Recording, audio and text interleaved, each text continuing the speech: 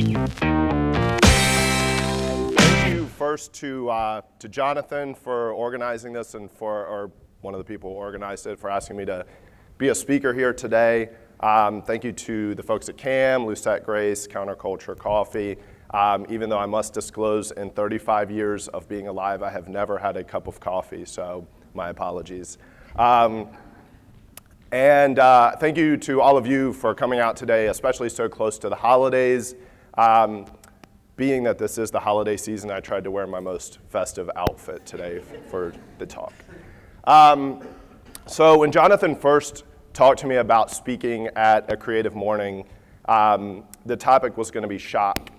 And I think shock made a lot of sense because I'm this big, burly, tattooed guy that works in the wedding space, and it's this weird juxtaposition of my life. And I was really excited to do that. Unfortunately, I couldn't do that. So instead, I landed in time. The ironic thing about time is I speak with a very slow drawl, so we may actually not have enough time to get through this presentation. So I figured the right thing to do here today was to kind of take you guys through the last 5 years of my life and just tell a bunch of stories relating to time, relating to being an entrepreneur, relating to the startup space. Time is this interesting thing. I was thinking about this morning. It's one of those elements in life that people seem to never be totally happy with. People want it to slow down. People want it to stop. People want it to speed up. So it's sort of interesting, and trying to put that as like a parallel to other things. I couldn't really think of something else that we want to manipulate so much all the time, and we're never like totally complacent with where things are with regards to time. So back in 2003, I was graduating from the design school here in Raleigh, graphic design, and I was thinking, you know, my goals in life were to become somebody working at an ad agency, become a designer, art director. I landed my first gig at IBM, which I realize is sort of an odd fit, but I had this pretty cool gig in an internal ad agency, worked my way up, became an art director, spent 7 years there. It had all of the markings of a really nice job. I was very comfortable from just a living standpoint. They took great care of me, but ultimately I was becoming very complacent with that job. I was at a point in life, I was almost 30 years old, and I was thinking, is this really what I want to do forever, or is now the time for me to make a move and to try something else?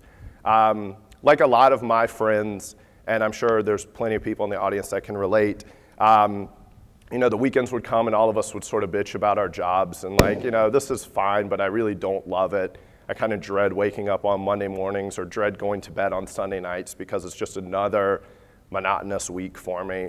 And so I said, you know, I'm gonna make a change here. I'm gonna try something different. And I'd come up with this concept in October of 2010 around enabling people to collaboratively share photos and videos around shared experiences. And in the beginning, that was around concerts. And so thinking about the use case for this idea, I was at a show at the Cat's Cradle. I was watching everybody around me having their phones up and taking their own candid photos and videos and thinking, I don't know anybody here in this show except for, am I the one that's popping or no? All right. Sorry to look at you, Ryan. I realize you're not the... I'll try to stop popping if it is me. I was realizing that I didn't know any of these people aside from the few that I was with, and thinking about, is there a way for me to access or to interact with that candid content after the show's done? And that landed this first idea for me that really seemed to have something that had legs enough that would enable me to leave this corporate plush gig that I had and go out on my own and try becoming an entrepreneur, something that I knew nothing about. And so I spoke to some friends and family about this idea. People seemed really pumped about it. And I convinced myself that now is the right time for me to make this move. I didn't have a family. I didn't have anybody aside from 2 dogs that were dependent on me. Worst case scenario, I leave this job, I try this other thing, and I fail, and I wind up back on my mom's couch for a little while until I figure out my next move. But to me, that was the right time to try this out. And so by the very beginning of 2011, I decided, okay, I'm ready to pull the plug, and I left corporate America and I started my own company. And it was probably the scariest day of my life to date because I really had no idea what I was doing. I didn't know how to run a company.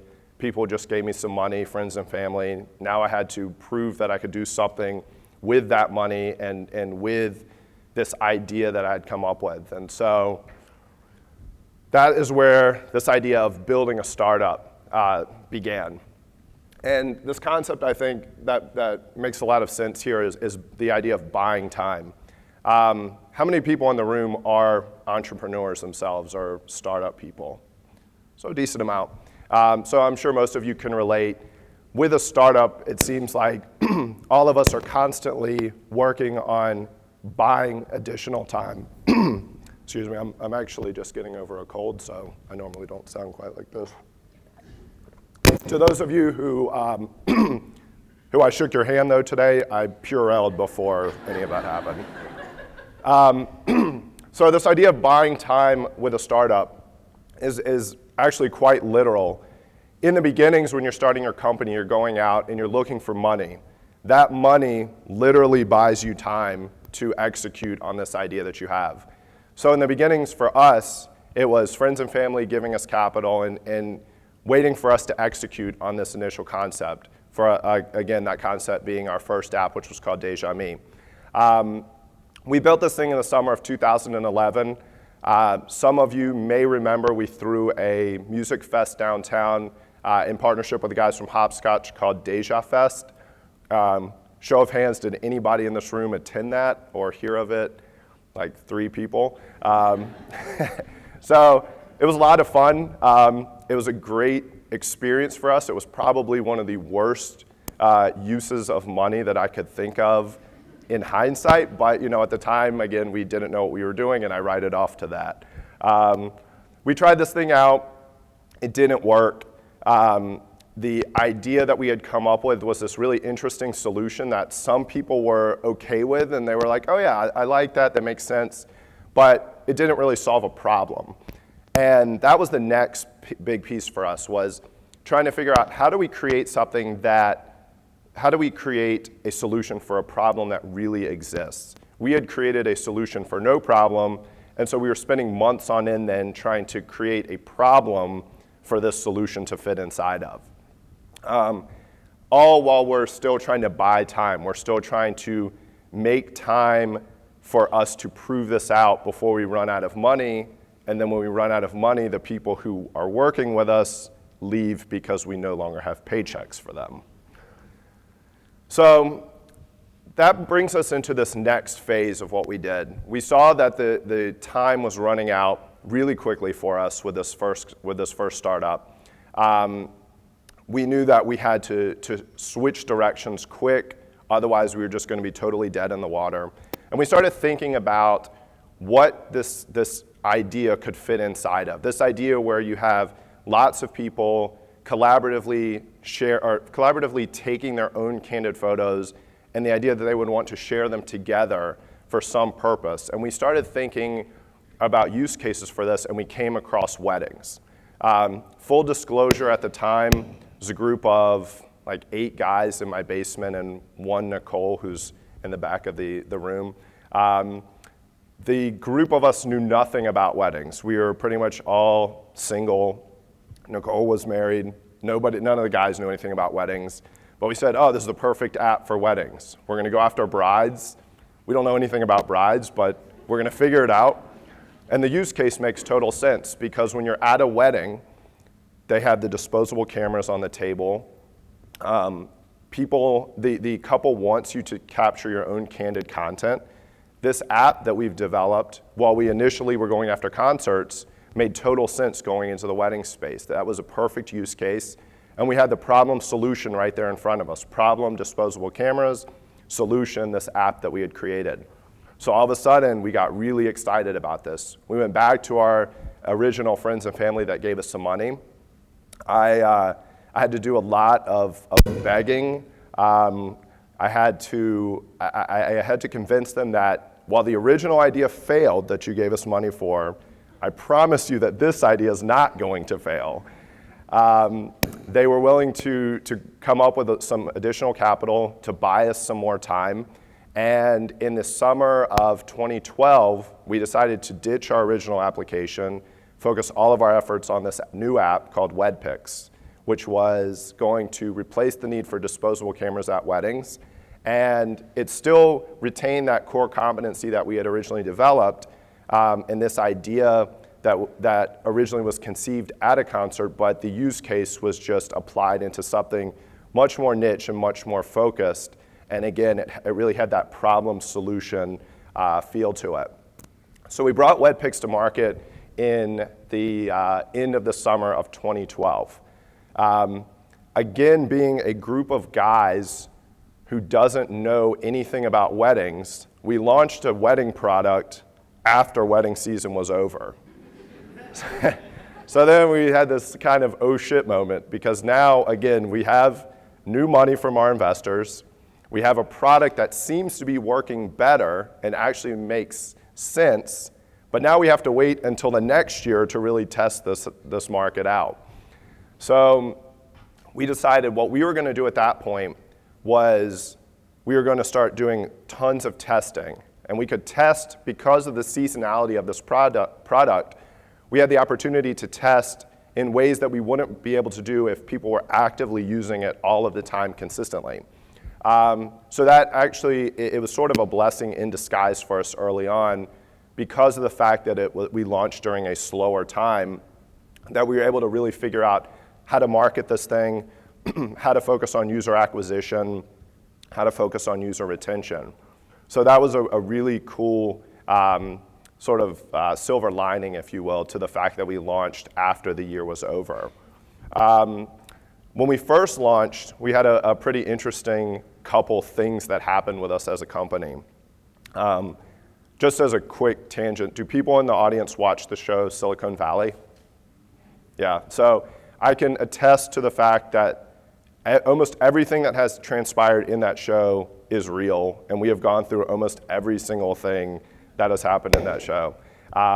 The first story that I'll tell is when we launched late August of 2012, about 7 weeks later, we were at a wedding show in Las Vegas. I was literally standing at a wedding booth at this convention where people in the wedding space were coming around and asking what WedPix was, and if I was a wedding photographer, and if I could come shoot their wedding, and trying to explain, no, we're an app, and no one knew what an app was, and the space as a whole is very dated. It's a whole nother story. But the COO of the Knot at the time, Knot, biggest company in the wedding space, public company, came over to us and she said, hey, I actually used WedPix about 2 weeks ago at my friend's wedding, love the product, would love to have you come up, meet the team up at the Knot, and we'd like to talk to you about maybe there's something that we can do together. 2 weeks after that, myself and one of my co-founders flew up to New York, and we were sitting in the boardroom with the entire exec team of the Knot. And they were making us an offer right then and there to acquire our company. And we just were like, oh my God, this is incredible. When we launched this product, the only thing that we could think of was, what if the Knot maybe put like a WedPix banner on the website, and now they want to buy us. And we had just come off of 18 months of having this product that we thought was so awesome, totally tank. And now we're just 2 months into this new product, and the biggest player in the space wants us. What do we do? And they made us an offer that it wasn't great, it wasn't awful. It was one of those that we had to just politely accept and then walk away and then talk about it after we got out of the room. It was sort of like if you go to your friend's house and they cook a pretty terrible dinner, or like mediocre, let's say, and can't tell them to their face. So we had this conversation afterwards. We went back and forth for about a week, and ultimately we decided to pass on this offer that they gave us. And when we passed, they made a very clear point to tell us that they were now going to do everything that they could to make sure that they squashed us as a company and that we didn't exist. To give you guys an idea, just from a quick number standpoint, when they talked to us at that point in 2012, October 2012, we had about 800 couples that had signed up for WedPix, and we had about 3,000 guests, so barely anyone was using it. We were hosting like 20 weddings per weekend. 1 year later to the date, we had about 130,000 couples that had signed up and about 750,000 guests, and we were hosting about 2,500 weddings every weekend. So it was just this enormous growth. In fact, they didn't do anything to us. The company that they wound up partnering with, as irony would have it, came to us at the beginning of this year and asked us to acquire them because the Knot had ditched them and they were on their way down. So sort of funny like how all of that transpired. But that was one of our first big hurdles, if you will, or speed bumps that we encountered. Another funny story is locally, when we first launched WedPix, late October, we got our first piece of local PR. News and Observer ran this giant full-page story on us talking about this startup in Raleigh, North Carolina, out of the co-founder's basement up in North Raleigh. It's now entering the wedding space. And then the next day, somebody from the city of Raleigh showed up with an eviction notice for our business and kicked the business out of my house. So kind of funny. We wound up down here at HQ Raleigh, so it worked out for us. But sort of like this crazy month of October of trying to get acquired, then getting thrown out of our house, and very Silicon Valley. So taking the idea of speeding up time and then going into the concept of slowing down time, while we were really anticipating the new season of 2013 to really be able to test our product, once we got into that season, we had this moment where we were like, we really have to figure out exactly what we're doing with this product now that it's out. When we first launched WedPix, we launched it with that idea that it replaced the idea or need for disposable cameras at the wedding or at the wedding reception. That is a very small use case. That's maybe a 4-hour use case.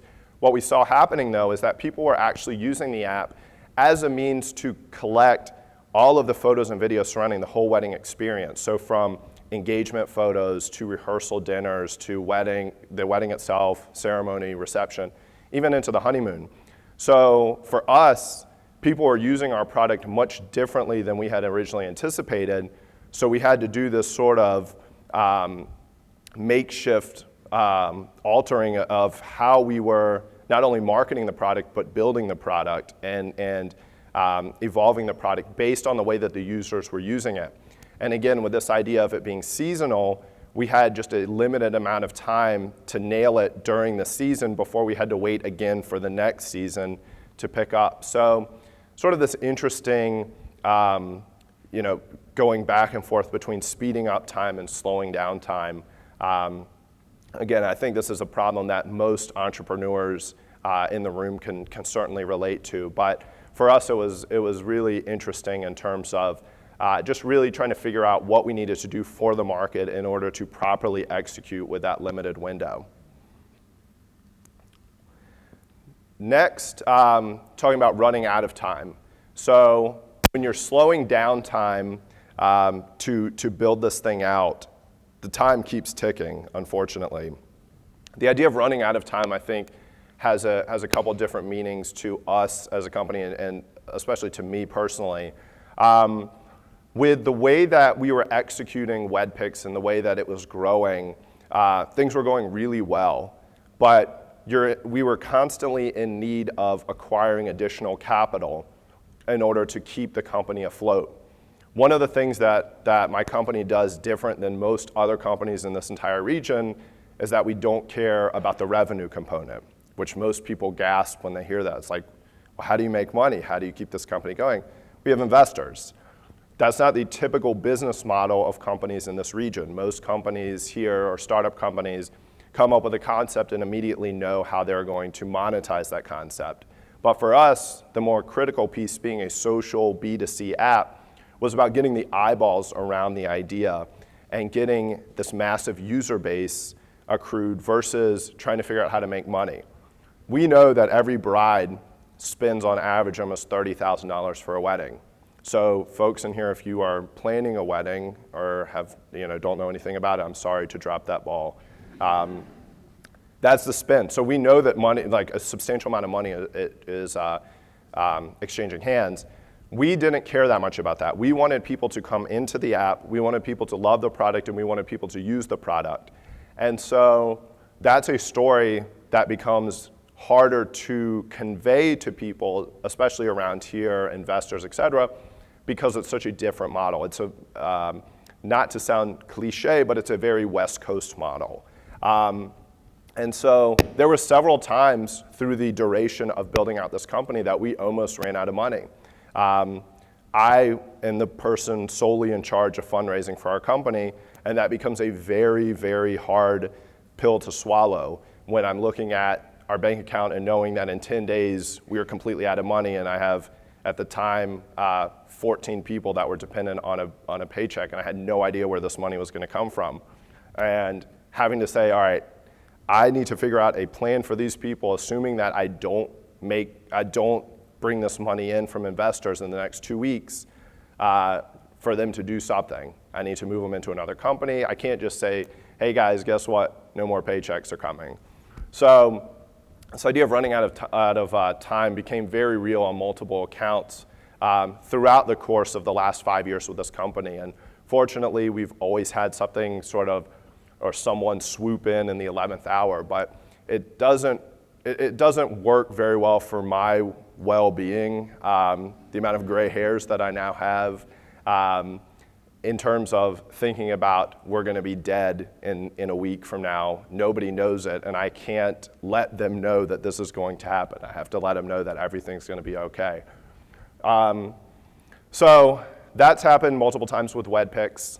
And then the other concept, actually looks like I'm sort of running out of time now.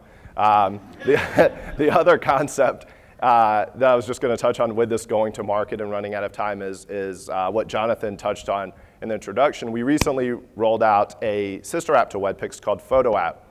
We took the idea of WedPix and we are applying it into a more broad market now. WedPix specific for weddings, a very niche product.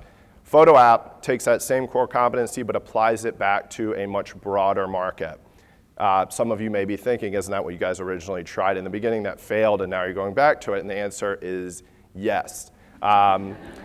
There's a degree of insanity required to be an entrepreneur that leads you to make decisions that don't always make total sense. But for us, it's a matter of taking that relationship that we've built with all of our weddings through WedPix and giving them something else to use post-wedding. Because we have a finite amount of time that each of our users engages with our current product right now, we don't want to lose that relationship, and so we launched this as a way to extend that. We're testing it out right now to see, is it something that's viable? Is it something that people actually care about? It's a very crowded market, we know that, but in terms of time, before the next season of weddings, this was the time for us to launch Photo App to test if this is something that's going to work. And this idea of running out of time, we have about 3 months to really test and see if this works. If it works, we keep it going. If it doesn't work, we sunset it and we focus all of our efforts on WedPix. So sort of this interesting full circle that we have going on right now. And then finally, this concept of time will tell. All of our success is measured between both apps over time. We've proven a lot of things with WedPix. We've proven that we can build a massive platform. WedPix to date is one of the biggest platforms in the entire wedding space. We're now hosting over 10,000 weddings every weekend. It's used in 185 countries around the world. We sign up during wedding season upwards of about 2,000 brides every day, all from down here in Raleigh, which is really exciting. And truth be told, we're still a team of almost all guys, so it's very weird. But time will tell what happens with the company if we continue to pursue or continue down that path of weddings, if we expand out of weddings. What will happen with Photo App over the next 3 months, we'll have a really good idea if this is something that we're going to keep and maintain, or if this is something that we just say we tested, it didn't work, and we move on just to focus all of our efforts on weddings. And so it'll be very interesting. In the year, this upcoming year, we have some big decisions to make in terms of new feature sets in the app itself. What are we going to do that's going to keep people from just using things like Facebook or Instagram for their wedding, continue using WedPix? From the capital standpoint, going back to this idea of we're not a company that's focused on revenue. Well, at the end of the day, I have to still be able to pay people and to keep the company afloat. Do we raise additional capital? What do we do? How do we focus on that? And then does 2016 become the year that WedPix or Deja Me Inc. has an exit to a larger company? Even though we had that great experience with the Knot early on, does this become something that somebody else finds appealing in this upcoming year? So it'll be a very interesting next 12 months, a very exciting next 12 months. Tell the folks in the office, enjoy this next week and a half of holidays, because it's, pedal to the metal once we get back in January 1. So with that, I think I am right on time to finish.